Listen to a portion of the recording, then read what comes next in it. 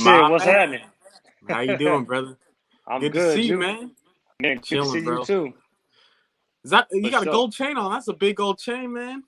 Oh, right on, man. Appreciate you. A little something. Right, right. Man, I just got done. Man, I was barbecuing some chicken, and over here in Fresno, it's like out of nowhere, it hit like 83, 84, and I was like, dang, because I was out there and I just soaked up all that sun. You know how when you're out in the sun for a while, and then you kind of get like lethargic, kind of. I was like, Oh, you're wow. beat.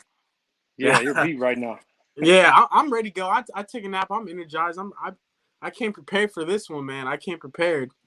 Right on. Yeah, for sure, man. It's all right out here. It's about 53, 54. It got kind of high today, about 58 to 60. So we starting to get a little touch of the summer right now out here in the Oh, city of the snow.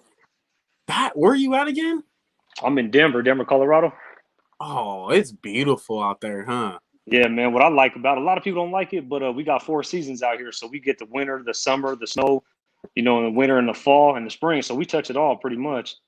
So it Right, just ain't right, no set hot all year round. I couldn't deal with that. right. Oof, man, that's Yeah. here in Fresno. It gets about in the summer. I'd say it gets like 110, 112. Oh yeah. I Man, couldn't do that. Hey man, I wouldn't come out till the nighttime messing around with that state. right, right. That's what I'm shoot. That's what I'm saying, man. Shoot. You been good though. Yeah. You been good though, Alex. Yeah, man. I've been chilling. Everything's good on my end. Can't complain, man. Health good, family good. That's all I can ask for. How's that business going? Pretty good. Oh yeah, we The starting to roofing pick up business. now. Yeah, it's starting to Right. pick up a lot now. It kind of slowed down during the beginning of the year due to the weather because it's been snowing a lot out here and it's been cold, and it seems now that the stimulus checks and all the taxes are returning. We're starting to pick Right. up now. We've had about 4 or 5 moves this month. I'm scheduled Wow. for a couple more this week, so yeah, we're doing our little thing. Wow. So what are you averaging out? Like how many moves a week? A week we do anywhere from 2 to 3 a week, I would say. And that's Yeah. busy, huh? Is that Yeah, busy? that's somewhat busy because I work a full time job too. So I'm working 40 on the clock, and then when I get out of work, I might go do a move, and if not, I'll schedule it for like my days off. But like I said, this week, let me see. Matter of fact, here's our board right here. So Right. just this past week, we hit three, and then I got two more set for this coming week. So yeah, You're on it, man. That's what I like to that's what I like to see, man. Stay busy and keep that money rolling in. It don't stop. Now, like, does it usually pick up when it gets warmer, like during the summer and stuff? yeah. From what I know, because I've been incarcerated for the past 11 years, 8 months. But Uh, I used to be a mover when I was younger, so yeah, okay. we had a job every day of the week. Wow. Yeah. That's what I like to hear, man. That's good. That's good. How was your transition? How was your transition into society after prison? To be honest with you, man, after all the time I did, it was pretty smooth, I would say, because I had a lot of family support throughout the years. And Right. something I told myself in the inside was, I'm like a light switch, man. You put me in the middle of a Walmart somewhere, people wouldn't even know I've done all the time I've done because I'm so good with people. Right. So it was pretty smooth, I would say, overall. Right. Hey, Alex, Yeah. do you think society views like people that have been incarcerated like badly, like a negative Uh, effect, kind of like they're judging? to be honest with you, from what I experienced, nah, it's more accepted nowadays. I kind of had that fear coming out, but with my first job that I had, I actually told the individual, man, look, I'm fresh out of prison. I got an ankle monitor on. I've done X amount of time, and I'm just looking to get on my feet. And the dude pretty much respected me for that. He pretty much told me, man, I appreciate you being so honest. And with that being said, man, I'm gonna go ahead and hire you.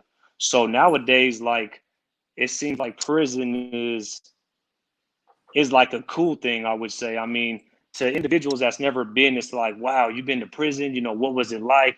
What happened? Why'd you go? And it's more like uh non-taboo, I would say. So Right. it's not what I imagined when I was in there coming out. Right. Man, just from talking to you and like how you how you put your senses together and stuff, man. You're well sounded, and I wouldn't even think myself. You've been in prison, but a lot of people don't know is that a lot of the people that are inside prison are very intelligent and they're very smart. Yeah. Because you guys read the books, you guys you gain a lot of knowledge from one another. um, and you guys are well structured. You know what I mean? Yeah. Like for you, you're on time, you're structured. I can tell you know what I mean? You're ready to go. And I respect that a lot, man. Um, but let's get into it. Let's get into it, Alex. I'm ready when you are. I'm You ready to go? yeah, I'm ready to jump. Shit, whatever you want to do, man. This your gig. I'm just hanging out. Right. So for the people that don't know you, just give them a little bit about your background, who you are, how you're brought up, raised. Um, you know, that's about it. And Okay. we'll get into it.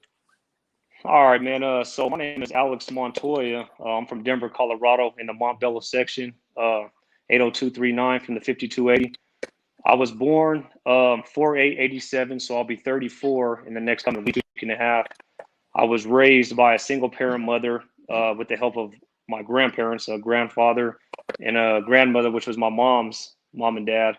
I had four uncles, no siblings at the time. And in my neighborhood, man, it's like anywhere else, man. We got gangs, we got drugs, we got violence, we got middle class is kind of where I grew up in. And I grew up in a good home. I'm not gonna sit here and sugarcoat nothing and say it was broken or no nothing like that.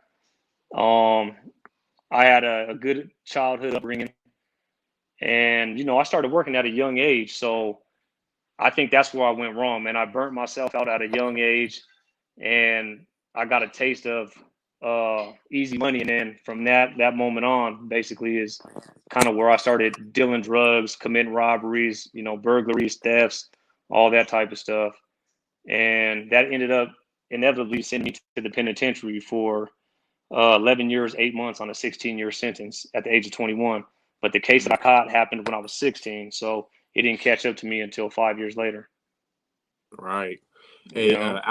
Alex, do you think I was on an interview with one of my guests, and he mentioned like the environment people live in. He used a really great example about his two cousins, Okay. um, and one went to the military and one joined gangs and now is in prison. They were raised by a single mother. And what he said, it's what you choose, like how you choose your life. Do you think the environment you live in affects your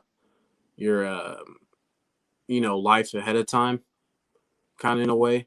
Yeah, that's funny you say that because I've been speaking to one of my childhood friends that I grew up with by the name of Cole Cruz, and I've been knowing this guy since I was about 6, 7 years old, and we grew up on the same block. So that question that you just asked me is something that just resonated with us recently. And to be honest with you, yeah, man, it is a lot. It does have to do with your upbringing because some individuals are forced into this life, and what I mean by that is they grow up in the broken homes where, let's say, their mom is, prostituting, their daddy's not around, they got to fend for themselves. So, somebody steps in as a father figure and, you know, leads them in the wrong direction, hustling, robbing, stealing. And with that being said, if an individual is raised like that, how do you pull them back from what they grew up on and learned at a young age? People are forced into this lifestyle.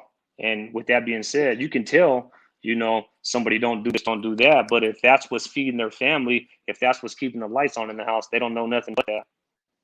I mean, Right. you can try to teach them to go another way, but at the end of the day, man, it's all about your environment. Right, absolutely. Do you think the government kind of portrays in that, kind of like is involved in that, like the Section 8 housing, poverty homes, the funding of the schools? You go up north, like for an example here, North Fresno is very rich, and then you go South Fresno, Southeast Fresno, it's very infested, poverty like gangs and all that.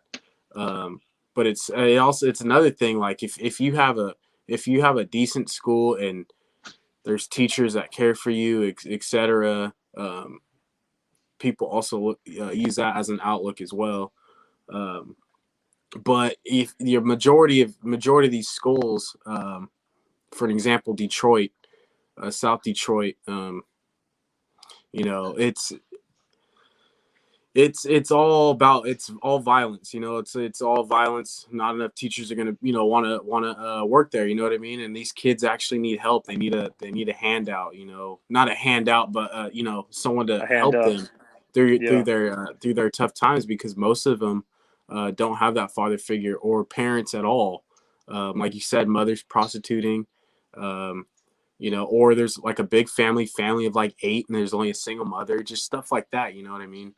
Yeah. So I feel like personally it starts with the schooling system as well. What are your thoughts on that?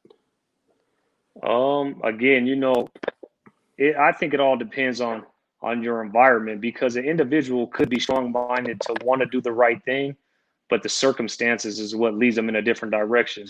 So, say a kid wants to go to school and better themselves, but what happens if they don't have clothes to go to school in? What happens if their mother don't have food to feed them? You know what I mean? Before it gets to that, it's all about survival. So, Right. and I'm not taking away anything that you just said, but some people are born in a situation that they can't control. And Absolutely. there are teachers and there are programs that do benefit the community. And with that being said, it depends on the individual. So, it's all about, you know, individuals within themselves, because you can be the person that wants to do this and that, but what if your household environment doesn't allow that? Because I mean, what Right. kid really wants to go to school barefooted, or what kid wants to go to school Absolutely. in some raggedy clothes? You know Right. what I mean? And nowadays, with this social media thing being so hot, like, man, you go to school with your big toe hanging out your Chuck Taylors, you're gonna get clowned one time, and you're gonna say, I ain't going back to school ever again. I'm about to Right. hit the block, sell dope. I'm about to do what I got to do so I can be that individual with some Jordans. So, Right. you got to be a strong-willed individual to get through something like that, to go ahead and block out the noise and pursue, a great future with your environment being what it is. So it does Right. break down to the individual, but your environment has a lot to do with it. Absolutely, Alex, man. I'm glad you said that too. So how was now being 21 and, you know, going into prison? That's very young, you know. How did you manage, you know, how did you manage the lifestyle, spending 11 years, right? Yeah, about 11, almost 12, 11 years, eight Almost 12, months. yeah. How Yeah. was that for you?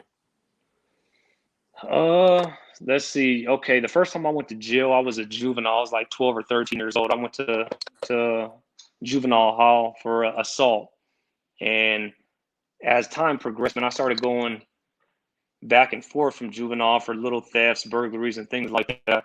And then I hit 18. I was on the run from a juvenile case, and I ended up getting caught. So I went to the county at 18 years old. From 18 to like 21, I was in and out of the county. It seemed like I'd always get arrested right before the summertime. So being in the county, for those that can relate, you run into some old heads in there that always say, "Hey, man, I can't wait to get back to prison, and I got to be in prison for X amount of years, and then sitting in the county for 6 months." And being young like that, you're like, "Man, fuck prison! Like, who wants to go to prison? That's crazy."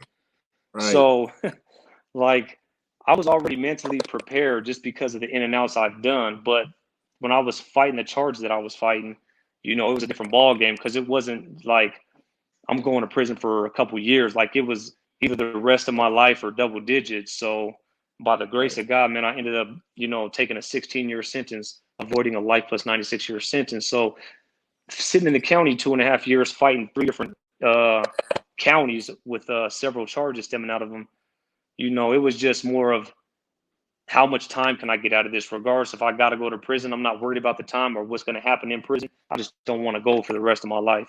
So Right. that's what got me through it.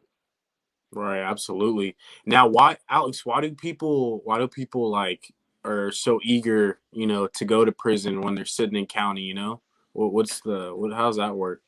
Well, the reason why people are in a rush to get to prison is because you got more freedom in the penitentiary. You can move around. Your movement is more open. You're not limited to just one unit, one pod. You got access to the phone when you need it. You got access to showers when you want one. You got weights in there. You got PlayStations, Xboxes. You got better canteen, you have more comfortable clothes, you have a shower that's close to your cell, you have a wet cell. You know, you got wet cells and dry cells, and the difference between that is you either have a toilet and a sink in your cell or you don't. Mm, So it's just a man, it's just a better world than there. You'd rather be in the penitentiary than the county. So right. yeah, it is true. You'd rather be in prison than sitting in the county. Right, because I feel like, man, you got people, that are right off drugs and,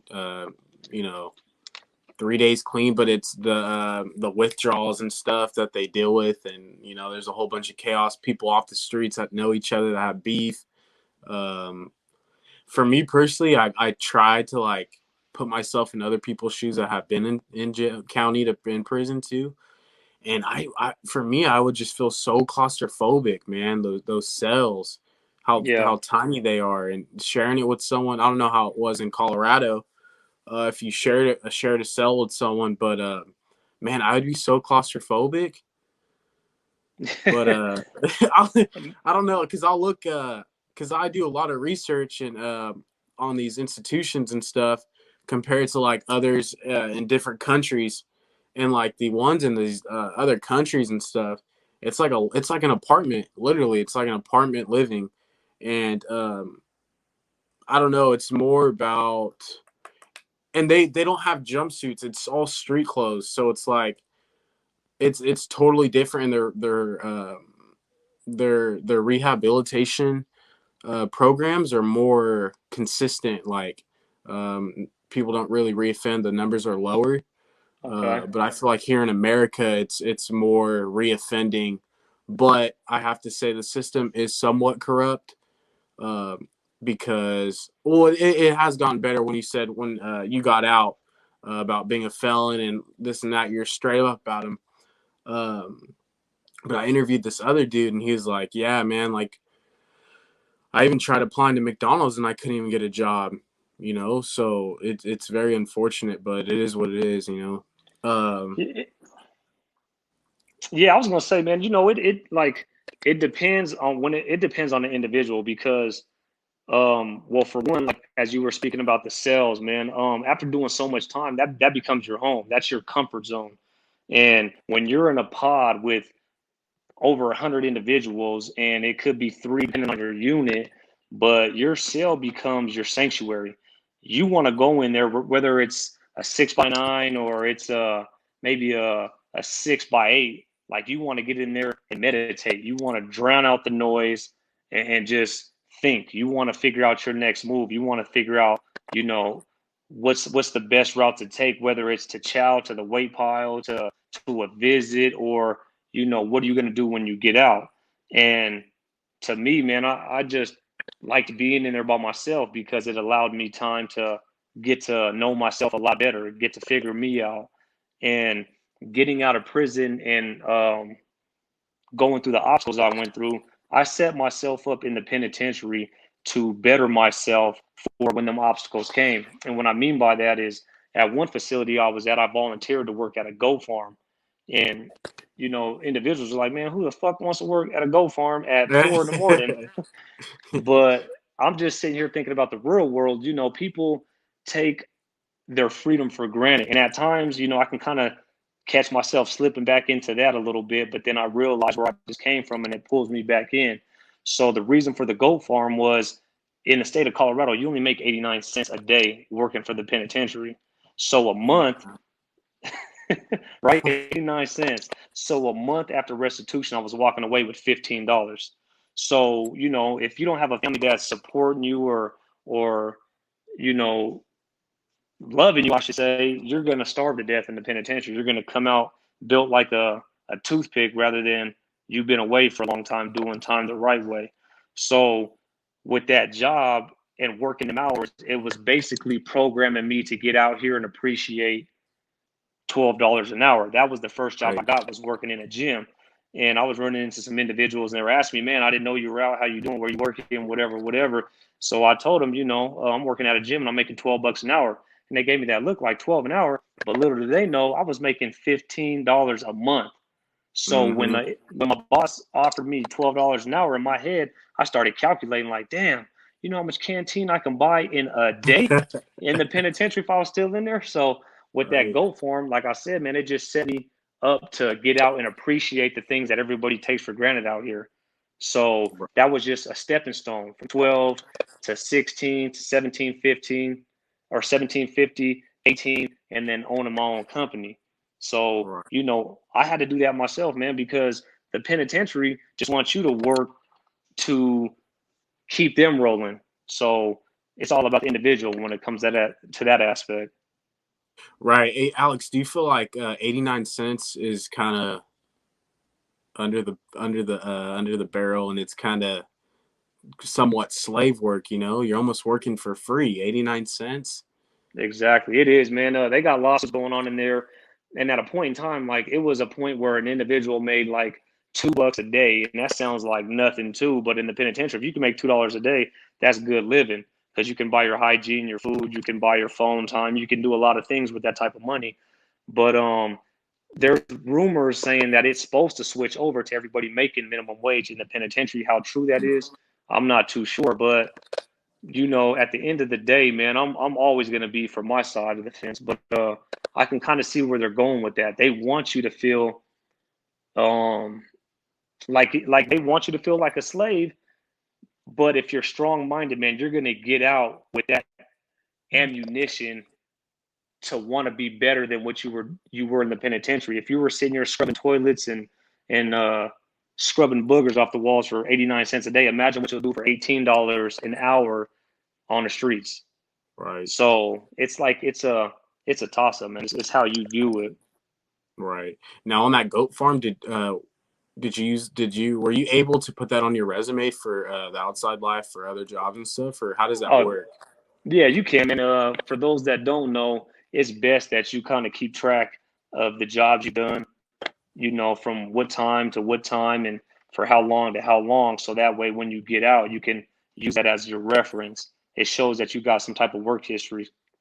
And what's funny is when I do apply for jobs and I put, you know, Goat Farm, Canyon City, Colorado, or heavy equipment, Buena Vista Correctional Facility, the outside world automatically assumes, oh, okay, you were working at the prison. No, I was in the prison working for the prison. so, so when I've gotten past a few interviews to where they didn't catch that. So in my head, I'm sitting here just waiting for it to come, waiting for it to come. Some of them won't say nothing, but when some do, and I tell them like, no, I was in the penitentiary, you can kind of see their face turn like, oh shit. But it shouldn't be like that though. It should not be like that. It's about who you are as a person now. You know what I mean? Like you Exactly. said, how their whole demeanor kind of switched a little bit. Yeah. Is very. That's what I mean by how society views people that have been incarcerated. Not all. That's not true. Not all. But that stigma needs to end. You know, they need to understand, and they don't really care until it happens to them or a loved one. You know, Yeah. so. That's true, man. Uh, That's true. I know a lot of people incarcerated that I'm still in contact with, and you know, when people do find out I'm in the penitentiary, it's funny because people say, "Well, damn, my husband's in there," or you know, my son's in there, and it's some people that you wouldn't think because they're in the upscale neighborhoods or they're just so high in society with their careers that you would think like, nah, ain't no way they're living like this. But in reality, they are. But most people are ashamed of it. But if they see an individual as myself, like prospering out here and transitioning in a way that, you know, some people feel that it's impossible, then they open up more. It's like, damn, okay, well, then there is hope for my loved one when they get out. And that's kind of what I try to help people understand is regardless of how much time you've done, what you've been through, what your charges are, like there is another way to succeed rather than just giving up on yourself. Right, absolutely, Alex. And there's this dude I stumbled across on TikTok. I forget his name, but he did some time in the South, and he now owns his own business, which is amazing.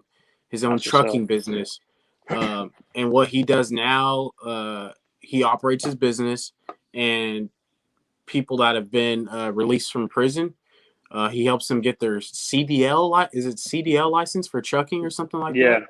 commercial So, driver's license. That's what's up.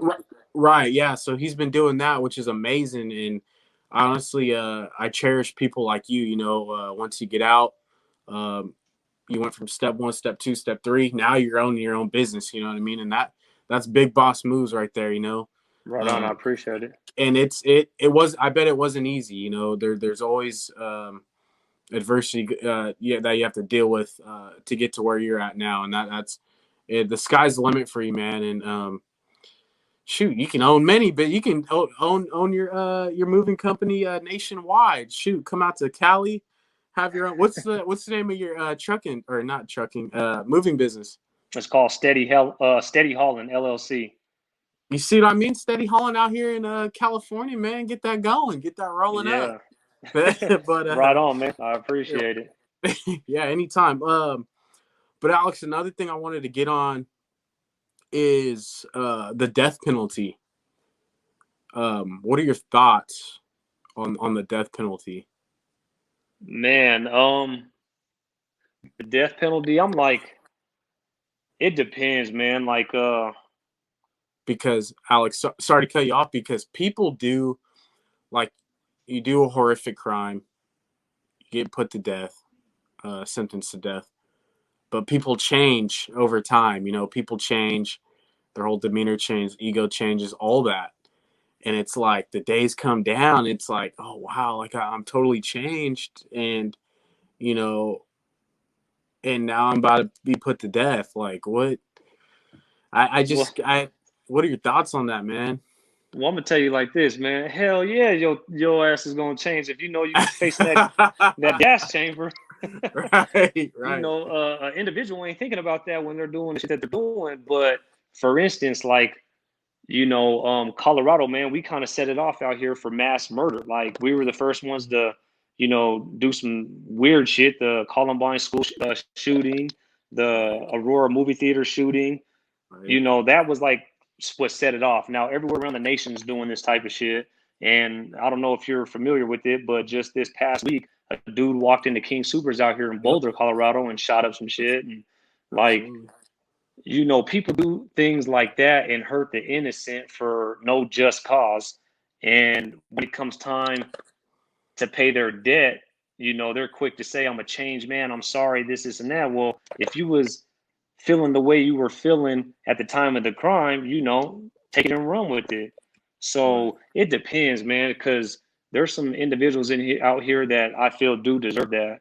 And at the point in time, you know, we had that Aurora theater shooting, Right. and that was like the top of the nation. So you got that guy who committed that crime, and then not too long later, after he got convicted and they basically X'd out the death penalty, we had another individual out here in Colorado that committed another act of it wasn't terrorism, but it was a heinous crime. So Mm. he was a brother, and you got a white guy. So now our state's looking like, okay, you guys are pushing the death penalty towards the brother, but you just gave, you know, this Caucasian individual a life sentence when you know damn well y'all should have, you know, made him ride the death row trip.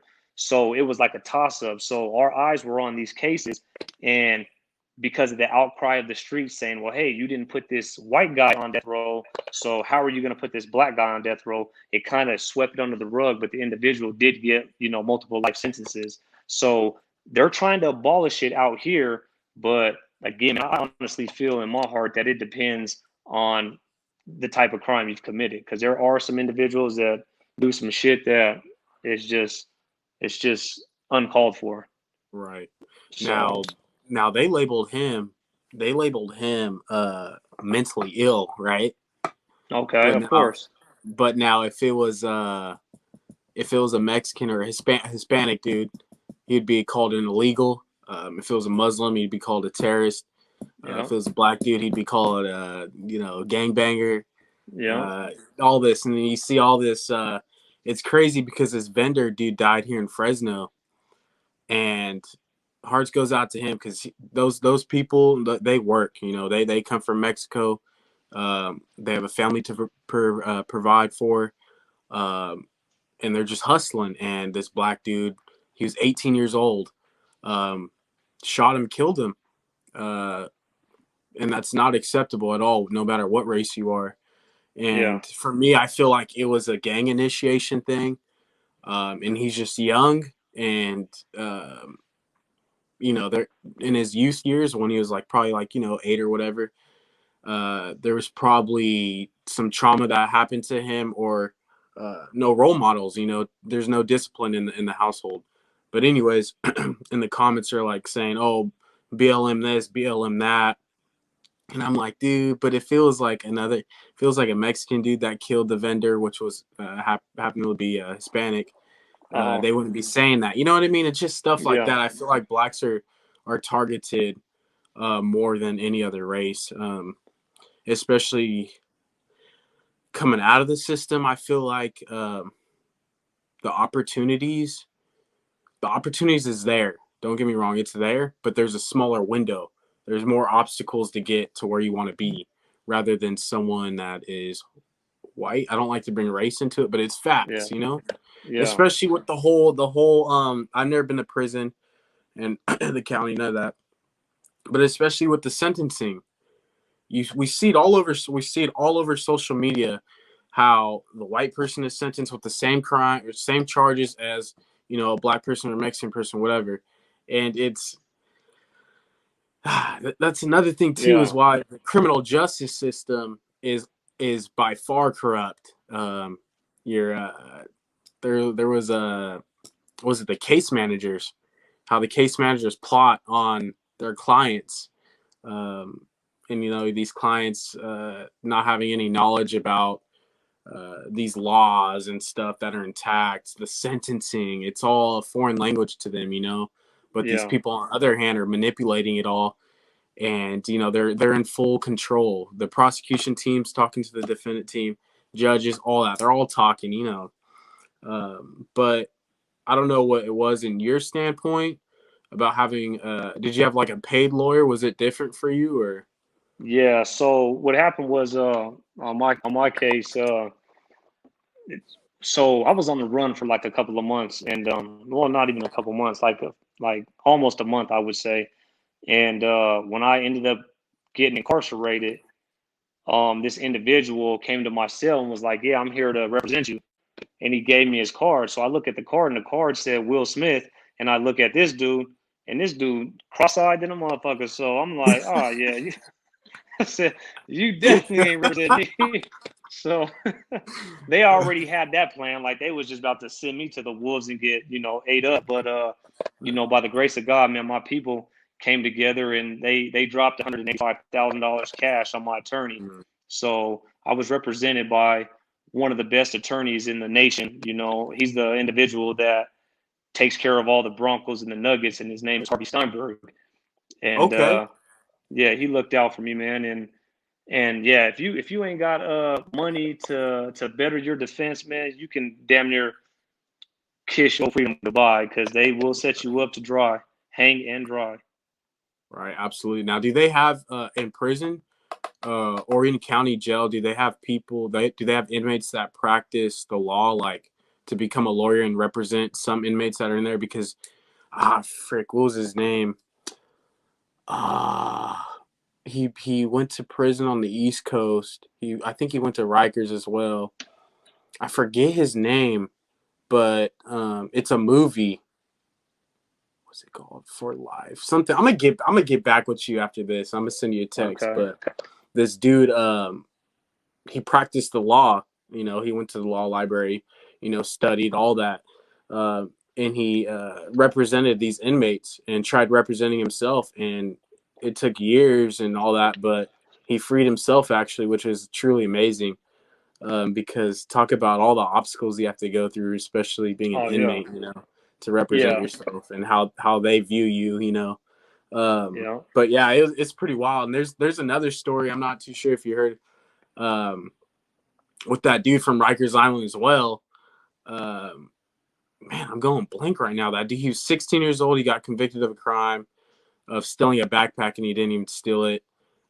He spent years in Rikers Island. At the age of 16, got tried as an adult. Um, and years after, he actually committed suicide because of the trauma that happened inside there.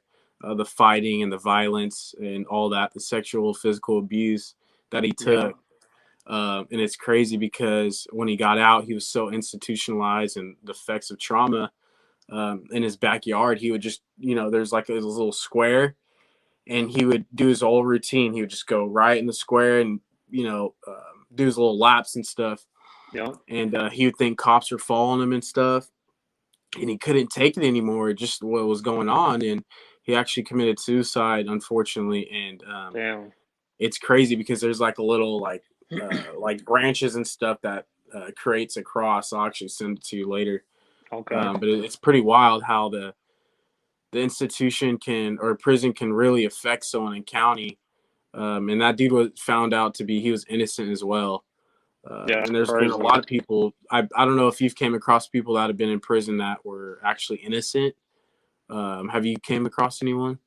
Yeah, everybody in prison is Yeah. innocent. No, I'm just playing. uh, or yeah. yeah, I've dealt with a couple people, man, that they, everybody claims to be innocent in prison, but yeah, man, there it was a big case out here. What was it? Like three juveniles back in the '90s, I believe. They supposedly broke into their teacher's house. I think they killed her, stole her car, and then went joyriding, and then they ended up catching them in her stolen car. They went back to her house and found her dead. So they charged all three juveniles as adults. Well, one individual that was involved with them, didn't know somehow or something like that, but he ended up spending like 15, 20 years in there, and somehow they proved his innocence and they released him, and it was big headlines out here in Denver. So that was one individual, and then there was a couple more that I don't know by name, but yeah, they did get released on appeals.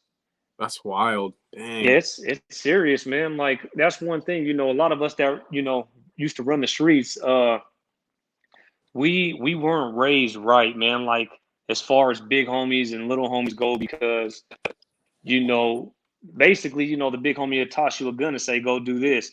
But they don't tell you about the consequences of what will happen if you do this. Like, you have to go to jail. This is the process. This is what you do. This is what you don't do. Everybody thinks they listen to a couple rap songs and read a couple urban fiction books. They got the code to the game, but it's not like that.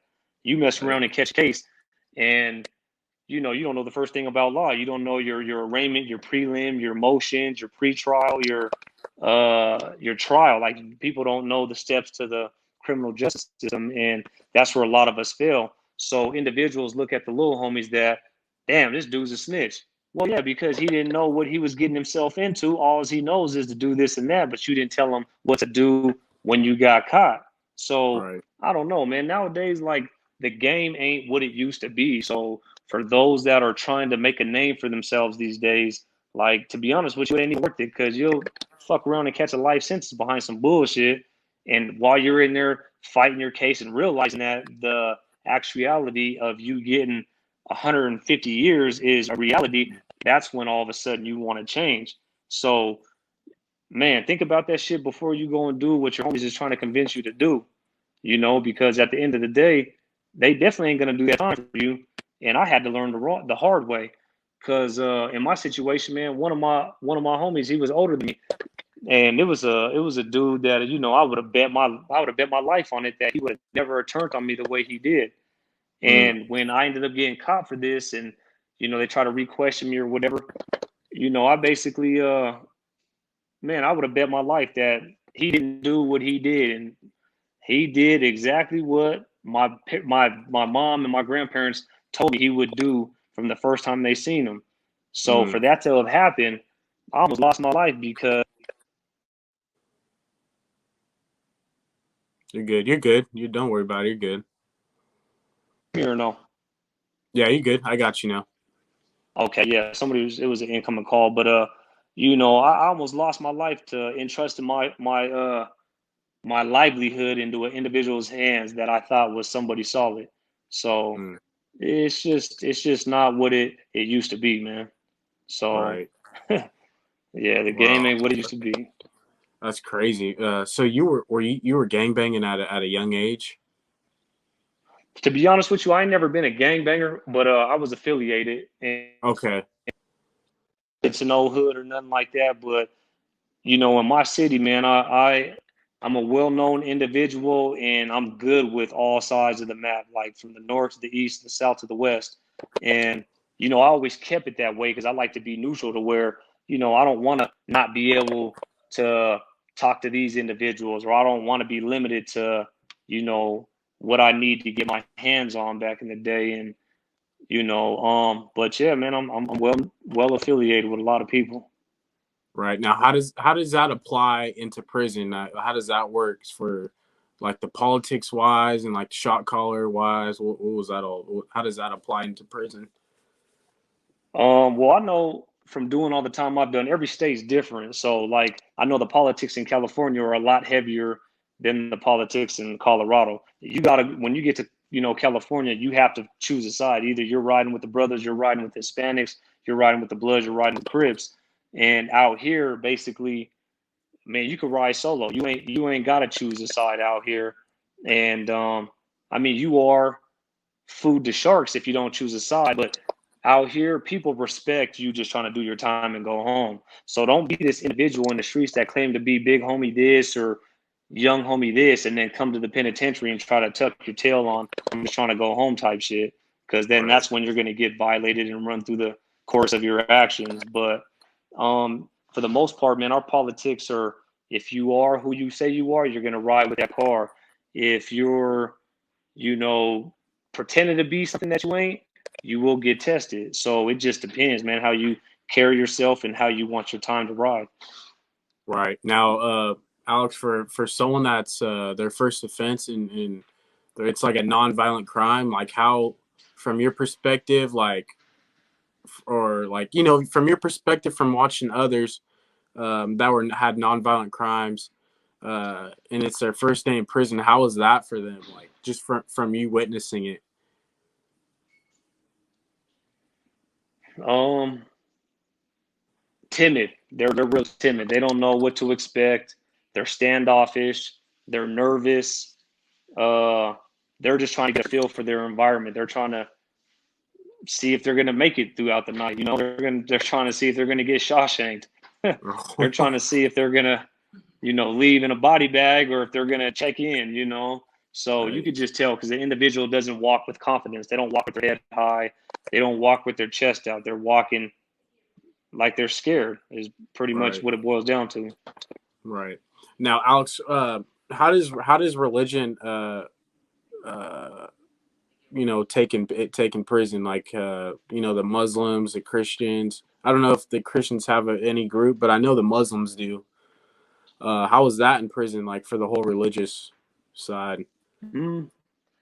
So as far as religion goes, some people hide behind religion. All of a sudden they come to prison, want to become a preacher, or they want to pretend to be something that they ain't. And I mean, your Muslim brothers, like they've been rocking with the Muslim nation, the Islam nation, from the streets to the penitentiary, or they do find Islam in the penitentiary.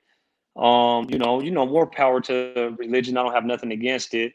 But some do it to better their lives, and some do it to hide behind it. So Right.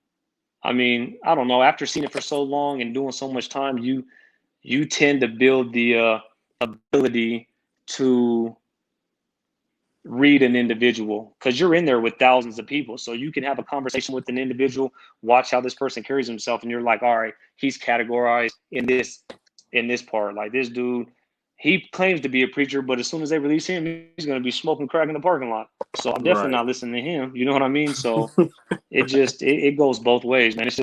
It's a cold game, man. The penitentiary, it can make or break you, but Right. it can better you, man. It can lift you up in all aspects of life. Absolutely. Your game can be a lot smoother than what it was before you went in there. I can tell you that. Right. Now, hey, Alex, you spent about 12 years in prison. Like, um, obviously, I feel like from talking to you now, it really didn't, like, you haven't become institutionalized from that. Like, how did you manage to stay intact and keep the mental head strong? Mm, shoot, I would say Because 12 years is Just a lot, man, huh? just you know, yeah, man, my grandparents, you know, they're the foundation of this, man, because they pray. They're on their hands and knees every day praying, and they've been doing that since they were kids. So I would definitely give praise to God on that. And then, you know, my immediate family, my wife, my kids, my mother, like they kept money on the phone. They came and seen me. You know, they allowed me to see that I had something when I got out. So with that being said, I had to do my part and stay as healthy as can be. You know, get my physical health up, my mental game up, and just come out here knowing that, you know, I just came from a place that a lot of people can't make it out of. So I need to continue to be a better person and avoid all obstacles at all costs and stay in the gym, stay eating healthy, and just strive for more. Just constantly want to progress. Don't sit stagnant. You want to be better than what you were the day before. Right. Absolutely, Alex. Man, you were pumping that iron in the Colorado pen. Huh? Don't lie to me, huh? Look, nah, see, this is all. I bought all this on Canteen, man. I bought a left pec, you know, a week prior, and then I bought my delts the next month. That's Nah, man, I funny, was in there man. getting it. Yeah, that was mandatory, man. I had to do that because it became my therapy. It was when you're frustrated in the pod, you want to do some pull-ups, you want to do some push-ups, you want to do some dips, you want to, you know, deadlift, you want to do everything you can to keep your mind off of what your life was really like on the inside. It becomes your therapy, like I said, and Right. it still stays the same to me out here. Is I have to do it. If I don't, I feel like I'm cheating myself. Right. Alex, did you take anything from prison that you use today in this world, like for your everyday life? Uh, yeah, man, I did. Let's see. What I took from prison was uh, tomorrow ain't promised. Um, Stick to those that want your best interest. Anybody that wants you to do better, them are the individuals you need to surround yourself with, and appreciate the little things. I'm Right. talking holding your girl's hand, walking your dog, cutting your grandparents' grass, just the simple shit, man. We all materialistic out here, and everybody wants these red bottoms and these Louis Vuitton red all with all this shit. But in the penitentiary, you're in greens, man, and you're wearing some raggedy ass Reeboks and some New Balances. Right. So, man, just appreciate what you do have, man, because you can lose all that in the blink of an eye. Absolutely. Absolutely. Yeah, I noticed too, people that have, been in prison and now they're out, they cherish life a little bit more, actually a lot more, because there was things important, things that were taken away from them. And, sometimes, I know this is kind of weird to say, some people actually need prison to actually Yeah, understand what life is all about and what the beauty of life is, and like how you're talking about materialistic things. It's not about that, it's about the small things, and I respect you for that, for you to understand that too. Now, Alex, uh, what are you doing now? And yeah, what are you doing now today from keeping you from going back into prison? So basically, keeping you from reoffending. you want the truth, or you want me to lie to Yeah, no, whatever you want, bro. you? No, man, the truth is working. If Right, I can go back to my younger self and give myself one piece of advice, it would be to get a full time job and to keep it. Because at the end of your 8 or 10 hour shift, you are too burnt to be running the streets. The homies that call and be like, hey, let's go do this, let's go do that. Man, I ain't got no energy to do none of that. So right, getting a job and keeping a job, regardless of what your side hustle is. If you're selling shoes on the side, you're selling purses on the side, that full time job is going to burn you out to where you ain't got too much juice in your batteries to do anything else illegal. right. Hey, Alex, do you have any regrets in life? Do I have any regrets? Uh, yeah, I do. I think I have. I have one regret, man, and my regret was or is not treating the woman of my life better like I should have before I left. But she's still here with me. She's still rocking. There you go. So I think I That's wish I all. could go back and been a better man for her. Right. I feel that, man. Respect to you, bro. Well, I mean, now you're there, now you're present, and you're doing what you got to do. You got, your family.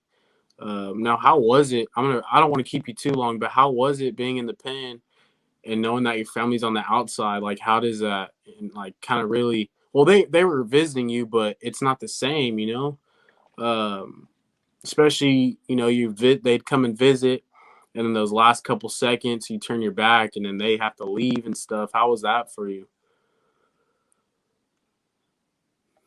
Um, I don't know. It was good, man. It was a good feeling because my wife kept my boys in my life, throughout the whole time. I was here once a month or, every other week type deal, and that was for 12 years. So, um, it didn't affect me watching them leave. The only thing that affected me was hearing the struggles and stresses over the phone or in the visit that I had no control over. I hated seeing them struggle. I hated hearing, their worries on how the bills were going to get paid or that they were only available to send me a certain amount because of, how hard it was out here. So with my hands being tied behind my back and unable to do nothing, that's what affected me the most. It wasn't the time. It wasn't my living situation. It was just what I couldn't do for my family is what affected me. Right. Absolutely. Hey, Alex, how would you, what are some words that describe you and the person you are today? How would you describe yourself? Uh, ambitious, um, I got that tatted on me. self-motivated. Oh, you doing? That's a good word right there. uh, and a mastermind. I consider Right. myself a mastermind. Right. Now, Alex, man, dude, that's amazing, bro. What do you have? Do you have any goals that you want to accomplish in the next couple of years? Maybe 5, 10 years, maybe. To be honest with you, yeah, me and my wife, man, we're in the process of buying our first home here in the Oh, next few congrats. months. So we'll knock that off. Thank you, man. I appreciate it. We'll knock that off here this year, and we're in hopes of starting another business, man. And this business idea I got coming is something that Colorado ain't seen before. And I Right. promise you, if we can lift this off the ground, I would love to come back and have another interview with you and tell you exactly what happened because it's a cold plan. Hey, brother, I'm pumped. I'm antsy right